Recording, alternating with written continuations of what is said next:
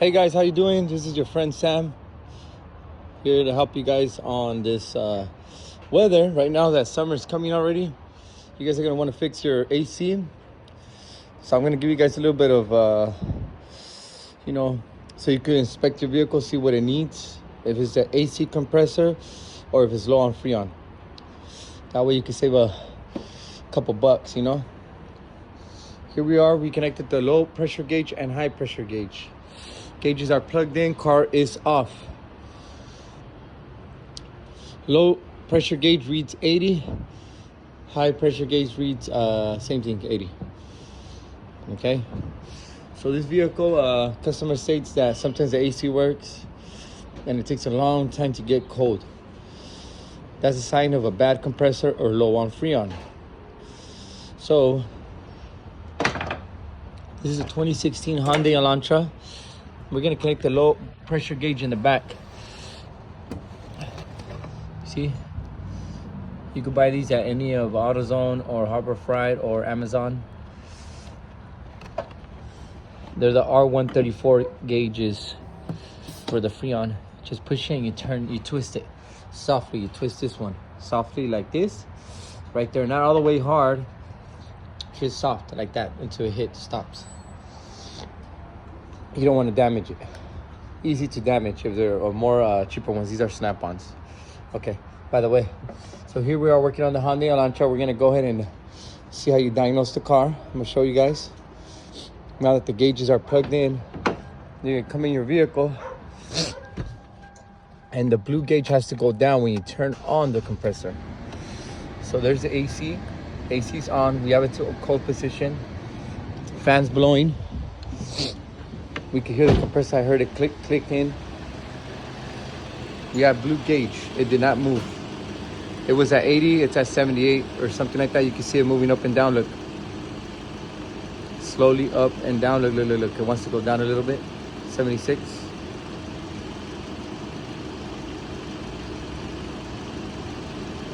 You see how it's going to 75 now?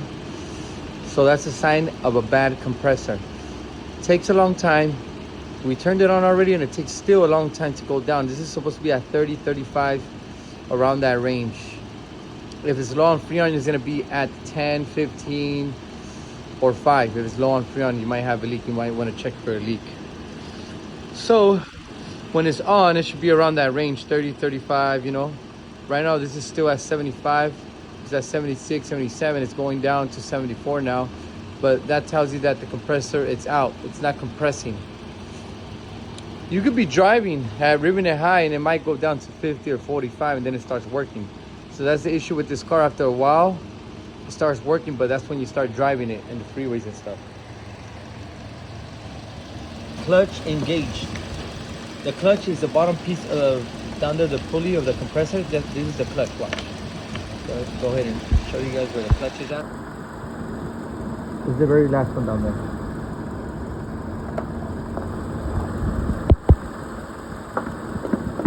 See the clutch is engaged, that last one down there. You see it? Engaged.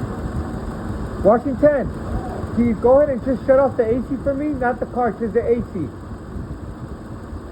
Very quick. Sorry, thank you. The AC is turning off and then on. You can see it come on and off. That means that the clutch is working good, but the compression is not working good at all. So the compressor is still bad, even though the compressor is turning on. Off? Now turn it on. On now, on. There you go. So leave it on. The center button on. There you go. So yeah, as you can see, the gauge is still trying to go down. It's trying. Look, now it's going to 72. You guys can comment on the video.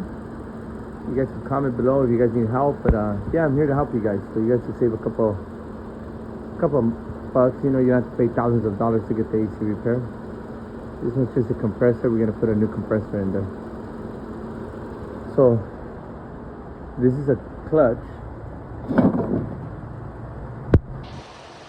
The clutch. So when you turn on the button inside for the compressor to click on, this is gonna start spinning. But if you have it off, it's not gonna spin. So when it's spinning, that means it sends a signal to turn on already, but it's not compressing, no pressure through here. So that means the compression is no good. So you need a new compressor, just so you guys know. And this compressor, I'm gonna take it out through the bottom of the engine, which is very, very easy. But you have to remove the separating belt. That's fine, Washington, turn off the car. Turn it off. Off the car. Just turn it off. Thank you, that's all I needed, thank you. So there, we're gonna go ahead and remove the serpentine belt first and get the bolts down there. They're 13s, most likely they're 13s. So it's not that hard to change. They're size 13s. We're gonna go ahead and jack it up and work on the compressor now, guys. Thanks for watching. Don't forget to subscribe. I don't know if I'm gonna make the video of me removing it and putting on a new one.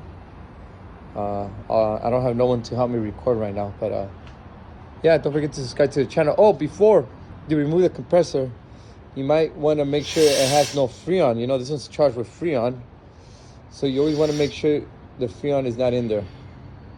Okay, you might want to remove the Freon. All right, guys, just make sure that you don't remove it with the Freon in there. All right, guys, thanks for watching. Hit the like button, follow to the subscription so I can do more new videos, and thank you guys for your support.